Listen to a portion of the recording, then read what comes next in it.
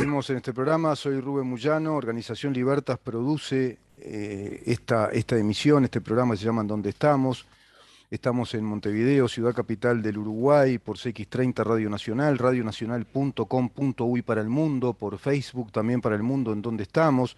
Nuestro canal YouTube, mirá en dónde estamos, ahí podés ver cada una de las notas que realizamos en imagen y sonido, editadas por separado cada una de nuestras notas con nuestros especialistas, nuestros columnistas, participantes del programa. También estamos por Instagram, en donde estamos Uru, por Twitter, @ en donde estamos. Bueno, mensajes, montón. Vamos a ver si hacemos un espacio de mensajes para compartir con ustedes inquietudes, comentarios. Hay de todo. Por acá me dicen, buenos días Rubén, yo que no voy a tener saneamiento en el nuevo barrio, al que me mudaré no quiero pagar el saneamiento, pagar 500 pesos mensuales, cuando la cámara está hecha, diseñada para vaciarse sola. Después por acá me dicen, un genio Álvaro Alfonso. Ayer vi un momentito también otro de sus columnas contigo. Por acá tenemos Martina, que nos dice, el azúcar en Uruguay es más caro que el azúcar de Inglaterra y de Japón. Los países más caros del mundo, siendo el Uruguay un país productor de caña de azúcar. ¿Cuál es el cometido de que tenga el azúcar más caro del mundo y con los salarios de clase media africanos? Y bueno, hay que revisar, Martina, 15 años de un populismo económico para entender que se destrozó el país. Lo comentábamos hoy con Álvaro Alfonso, desde que se crearon tantos impuestos, se fueron creando tantos impuestos con el contador Astori, que se encareció la vida, encareció muchísimo la vida del país, perjudicó la actividad empresarial. Hay datos estadísticos que yo estoy revisando, voy a traer ordenados, la cantidad de cierre de empresas, las empresas que cerraron en el país en los años en los cuales el Frente Amplio fue gobierno. Empresas importantes. ¿Recuerdan ustedes haber tenido un ministro de Economía que cuando cerraban empresas, ya en periodos de recesión, donde se notaba que Uruguay estaba con graves problemas laborales, años 2014, 2015, 2016, 2017, que viene una crisis con el ajustazo fiscal del gobierno, con aquellas tarifas impresionantes en OCE, en el agua, en la luz, en las tasas de conexión, que les habían incrementado la tasa de conexión del agua, nos habían incrementado en el 33%. ¿Se acuerdan de los aumentos? Aquellos aumentos que venían en enero. Bueno, ¿y se acuerdan de aquel ministro que decía, bueno, si cierra una empresa, abre otra, es normal? Con ese desparpajo, sin fundamentar, lacónico, con pocas palabras, cuando Uruguay ya atravesaba crisis laborales, con tasas altas de desempleo, con recesiones por sector que se notaban, el ministro de Economía de aquel entonces decía, y bueno, cierra una empresa y abre otra. Parece que nos olvidamos tan rápido. Y hoy tengo algunos oyentes que critican y le dan palo a la ministra de Economía. Yo no vi un ministro anterior, como esta, por ejemplo, que salga a explicar las cosas que se van haciendo. Y ahora interpelada por la diputada Betiana Díaz, creo que es una muchacha que no terminó el liceo. Es, bueno, militante hace muchos años del MPP, diputada, que la va a interpelar porque el tema de fondo, según ella, no se resuelve en consonancia con el concepto de Fernando Pereira de que el modelo del gobierno fracasó, y no se resuelve el tema de fondo, que es la pérdida sostenida del salario real. La, yo me sonrío para no llorar, ¿no? Porque la pérdida sostenida del salario real se viene perdiendo hace décadas. Si vas viendo la inflación te va indicando la pérdida real del salario porque pierde valor nuestro dinero se va devaluando. Hay un informe que dice, es engañoso el posteo que indica el cierre de 138 empresas durante los gobiernos del Frente Amplio. Después se confirma que es verdad. Lo que sucede es que el gobierno de aquel entonces no las daba a todas como cierre, como quiebra, porque estaban en concordato, muchas de ellas en concordatos obligatorios, otras en concordatos voluntarios, pero finalmente se da que 138 grandes empresas cerraron en un periodo determinado del Frente Amplio. Cerraron muchas más. Podés hablar entre comercios chicos, pequeños y empresas, podés hablar de más de 39.000 que fueron cerrando. Pero el tema no es que pueden cerrar y pueden abrir otras. El tema es que no abrieron en relación a las que cerraron. Y basta mencionar algunas para darte cuenta de que no surgieron nuevas empresas como Pili, como Fanapel, como el Maestro Cubano, como Ecolat, Pronatura, o la industria láctea salteña, Indulaxa, Grupo Gloria, Parmalat, Elbex, Sinteplast. No surgieron otras empresas sucedáneas que abrieran. Se fueron achicando los sectores de actividad económica.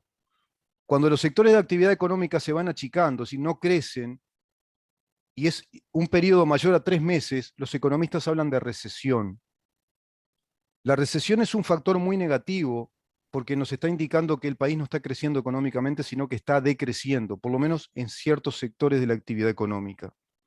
Eso fue lo que ocurrió en los gobiernos del Frente Amplio y dentro y en el contexto, digamos, de la bonanza económica del país, en un contexto mundial de apertura de mercados, donde no había pandemia, donde el mundo no sabía, no se acordaba de que existían las pandemias, donde se vivieron periodos de esplendor en los mercados internacionales, años 2011, 2012, 2013, 2014, cuando los commodities de nuestros 9 productos principales accedían a todos los mercados y se multiplicaban los precios, es decir, se multiplicaron 400%, se elevaron los precios de nuestros commodities, la soja, el arroz, el trigo, también las carnes.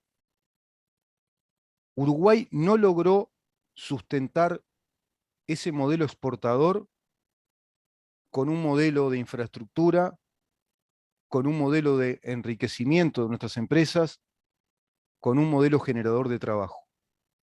Fracasó. Ahí sí que el modelo fracasó. Es increíble cuando escuchás a los marxistas-leninistas hablar de política, como el caso de Fernando Pereira, porque aplican la teoría del espejo. La teoría del espejo es, yo digo del otro lo que yo soy, todo lo que yo veo en mí se lo digo al otro. Todo lo que ellos están diciendo tenés que tomar en cuenta qué es lo que les pasó a ellos. El modelo fracasó. Primero, ¿cómo vas a hablar del modelo de un gobierno que atravesó 2 años de pandemia y está atravesando recién su tercer año de gobierno después de 15 años de gobiernos frente amplistas, de gobiernos de izquierda, naturalizando la postura cada vez más hacia la izquierda desde el periodo de José Mujica en adelante? En esos periodos, como nos decía hoy Álvaro Alfonso, no se veían a los sindicatos salir sistemáticamente a hacer paros y huelgas. Inclusive hoy estamos en un país donde ya se instaló la industria del paro. Se presenta por televisión el informe que nos dice que está programado un paro general desde el PIT-CNT para el mes de julio. Mirá vos, los muchachos programan paros ahora. Es decir, ellos saben que está ocurriendo o se está dando la necesidad de un paro en julio, un paro general del país. Pero mientras tanto, obviamente es mucho tiempo para ellos. Ahora todo el mes de lo que queda de mayo y junio van a haber paros, seguramente. Si algo tienen de virtuosos es que nos convirtieron en profetas. A algunos que lavamos de analistas políticos o pretendemos ser analistas o periodistas políticos, pretendemos por lo menos. Pero nos convierten rápidamente, al igual que a ciudadanos informados de este país, rápidamente te convierten en profeta porque sabés lo que va a venir. Era obvio que iba a venir otra interpelación a la ministra de Economía, porque están instalando el relato sistemático de que el modelo económico fracasó. Mientras tanto, por otro lado, la representante nacional por el MPP, esta señora de la Ventura, preside la Cámara con una remera que dice todos somos familias, una remera negra de luto, aludiendo a familiares desaparecidos y muertos durante la dictadura, con el cometido simbólico de fraccionar, dividir a la opinión pública, observando a ese espacio sagrado de nuestra República como lo es el Parlamento, donde desde ahí ya establecen símbolos divisionistas y que obliga a la interpelación, o si vos querés, al rezongo de la doctora Graciela Bianchi y también al reclamo del senador Penades respecto a ese tema. Pero por otra parte ves a una diputada del MPP que interpela a la ministra de Economía. Y por otro lado ves a un senador de Cabildo Abierto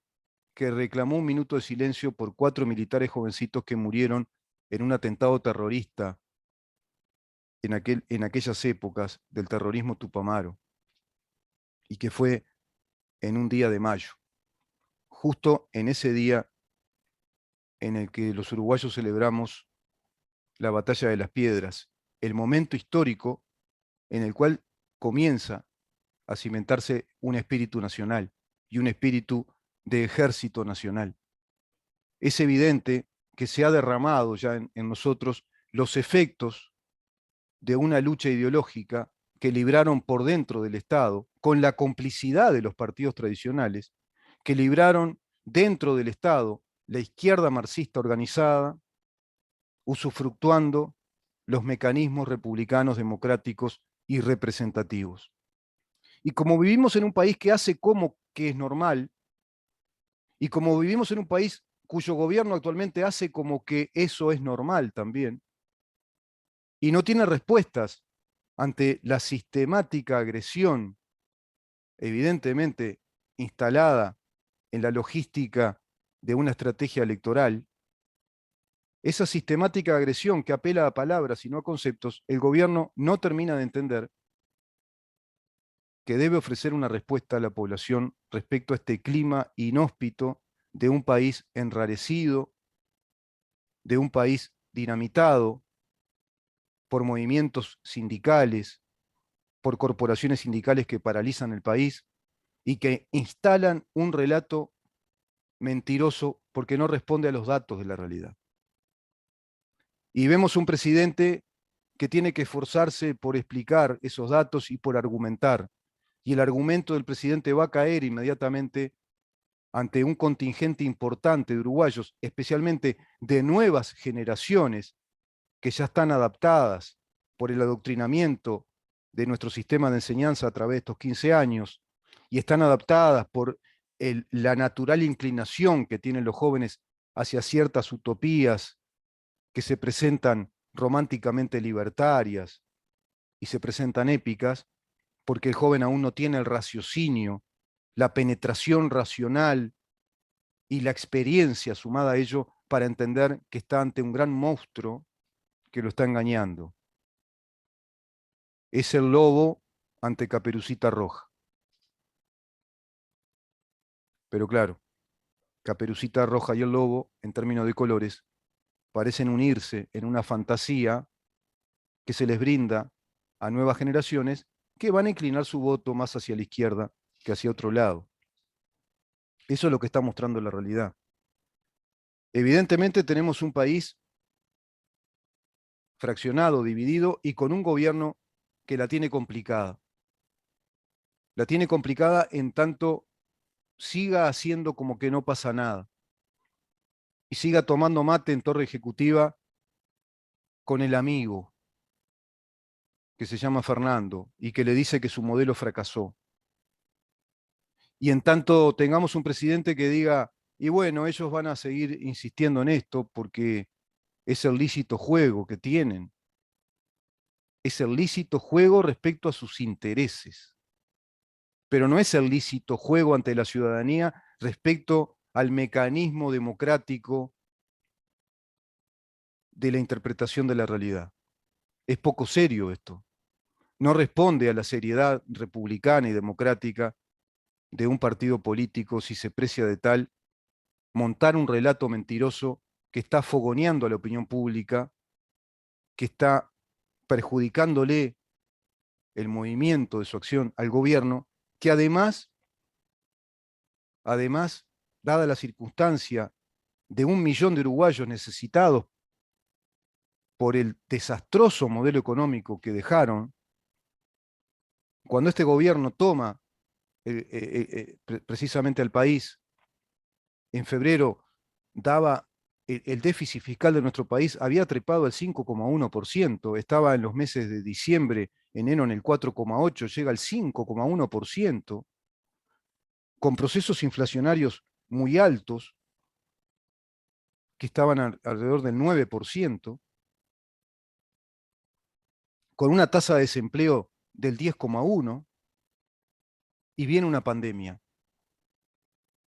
Obviamente que es la tormenta perfecta para que hoy el país tenga 850.000 personas o 1 millón de personas que dependan de planes de asistencia del Estado. Y así lo va haciendo el gobierno. Y así lo va haciendo. Y a pesar de todo ello, a pesar de la pandemia, a pesar del desastre económico que dejaron, a pesar del estado deficitario, hoy la tasa de desempleo está en el 7,8%, superando ampliamente esa tasa de desempleo ominosa del 10,1% que dejó el Frente Amplio después de 15 años de gobierno. Hay que enfatizar en esto, 15 años consecutivos de gobierno y dejaron el país hecho un desastre. Multiplicaron la deuda externa por 4 y siguen hablando de más planes asistenciales. Y escuchás al economista Vergara que sigue hablando de que esto es insuficiente. Tendrían las maestras que empezar a explicarle a los niños el verbo suficiente y explicarles el antónimo, ¿no? El contrario, suficiente, porque es un verbo que está muy de moda, muy en boga se puso. Es insuficiente. Y siempre vas a escuchar lo mismo, de que es insuficiente. Y eso del insuficiente es una intangibilidad, es una falta de respeto a la inteligencia de los uruguayos. Porque ¿cómo medís la suficiencia? ¿Y qué es lo suficiente? ¿El doble de lo que da el gobierno ahora? ¿Qué es suficiente? Y además, ¿puede dar el Estado el doble? ¿Puede apelar a un presupuesto que duplique este presupuesto para asistencia? ¿Y quién lo paga? ¿Quién paga esa transferencia de recursos a una multitud de uruguayos que están en mala situación? ¿No nos damos cuenta todavía que estos problemas son estructurales, que tienen que ver con la poca calidad y oferta de trabajo, de, porque no hay empresas, porque se fundieron? No importa ver que es el empleo público, el empleo de los prebendarios del Estado, que usufructuaron inclusive aumentos salariales en esos gobiernos frente amplistas que los encaramaron en una situación privilegiada salarial en desmedro de todos los particulares que vivimos de la actividad privada, pagando, como los bobos de la película, pagando y pagando impuestos por doquier, porque establecieron una industria impositiva en el país para sustentar a esos prebendarios del Estado, empleados públicos de la Administración Central, de las distintas intendencias de nuestros departamentos, de las empresas subsidiarias del Estado, que lo que hacen es transferir recursos públicos para que pasen a operar como si fueran empresas en el ámbito privado y escapar del control del Tribunal de Cuentas, bajo el argumento de que tienen que ser más eficientes y no atravesar toda la burocracia de una empresa pública. Mirá vos, y los millones de dólares se nos escapan del control de los contribuyentes. Todo eso fue diseñado en el Frente Amplio. El Frente Amplio que vio fundirse ANCAP e inventó un remate público con el presidente Mujica a la cabeza pergeñando ese invento, y los uruguayos naturalizamos todo eso. ¿Te imaginás si hoy ocurriera un remate público de alguna empresa que se funda en este gobierno y que el presidente Luis Lacalle Pou inventara un remate con un testaferro, como en aquel caso fue el testaferro de López Mena, y el hombre de la derecha que levantaba la mano, de la empresa Cosmo, y los perejiles que van presos? Es un récord de presos que formaron parte de un gobierno, el que tiene el Frente Amplio. ¿Te imaginas si en este gobierno el presidente de ANCAP descubriéramos que no tiene el título que nos dice que tiene y le robara mucha plata como lo hizo Sendik?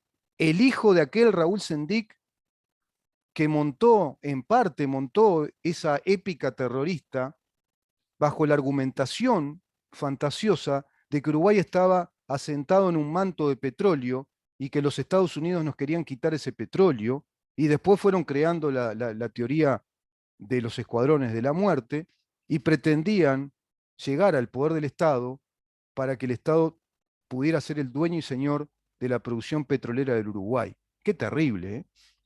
Y sus descendientes, como Sendik hijo, nos mintió un título universitario y se hizo presidente de ANCAP, la empresa más grande del país, que es la empresa refinadora del petróleo. Mirá qué curiosa es la historia, qué paradójico todo, qué poca memoria que hay en el pueblo uruguayo. Que después vemos encuestas que salen ahora, seguramente engañosas, a decirnos que hoy el Frente Amplio tiene un 35% de intención de votos si fueran las elecciones, Partido Nacional un 25%, Cabildo Abierto un 2%, Cabildo Abierto. ¿Pero quién hizo esa encuesta? Un 2% Cabildo Abierto, bajó del 11 o del 12 que tenía al 2%. ¿Les parece? Y 5% el Partido Colorado. 2% Cabildo Abierto. ¿No será porque Cabildo Abierto plantea ciertos reclamos vinculados a militares en retiro que están violentados por una justicia inconstitucional? ¿No será por ahí que algunas consultoras están haciendo los deberes a la izquierda organizada y Partido Comunista? Tremendo cómo está el país, ¿eh?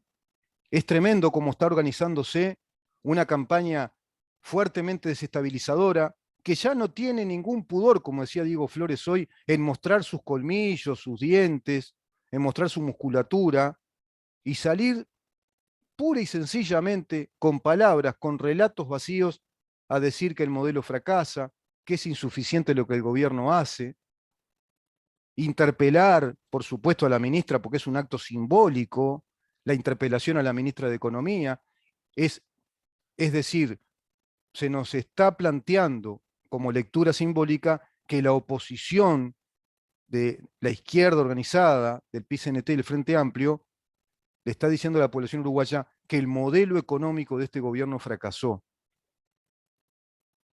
Eso está diciendo, que el modelo económico de este gobierno fracasó. De un gobierno que representa un país republicano y democrático y que representa además coyunturalmente un país que está sufriendo una pandemia. Que tenemos una pandemia sanitaria, que quizá ahí el gobierno esté en falta al plantear como que ya se superó y parece que no, y por otra parte estamos experimentando o padeciendo una pandemia de alza de precios.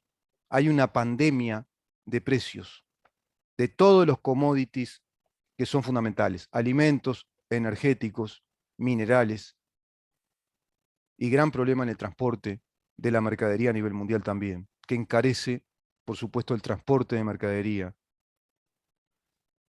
Es obvio que no estamos los uruguayos recibiendo análisis adecuados a la verdad que el país está viviendo hoy, de distintas dimensiones, de distintos ámbitos, pero que todos confluyen en un acto determinado, como el acto de Yamandú Orsi en Canelones, en el día de la batalla de las piedras, donde tiene que salir a dar una oratoria leyendo e impostando la voz, como si fuera un conductor de radio de otra época.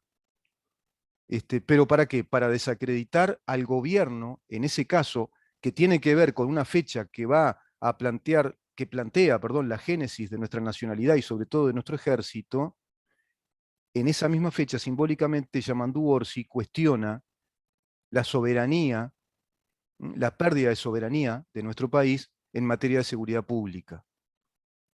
Está planteando que nuestro país está perdiendo soberanía porque estamos cayendo en manos de terroristas narcos y que acá no hay hijos de entenados y que las muertes son todas iguales y ese tipo de relato por el estilo.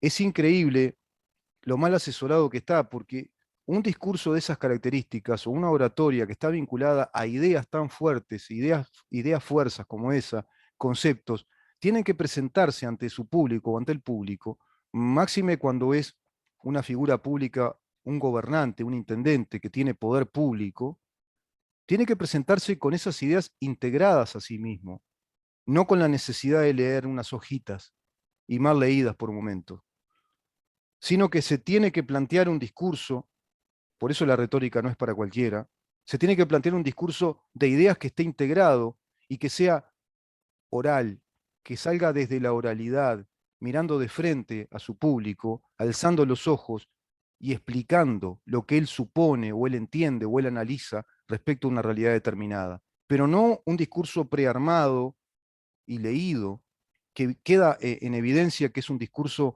incluso armado en un equipo, por un equipo de personas, que parecen más el enemigo que el amigo de Orsi. No corresponde que un intendente plantee algo de tanta sensibilidad y lo lea.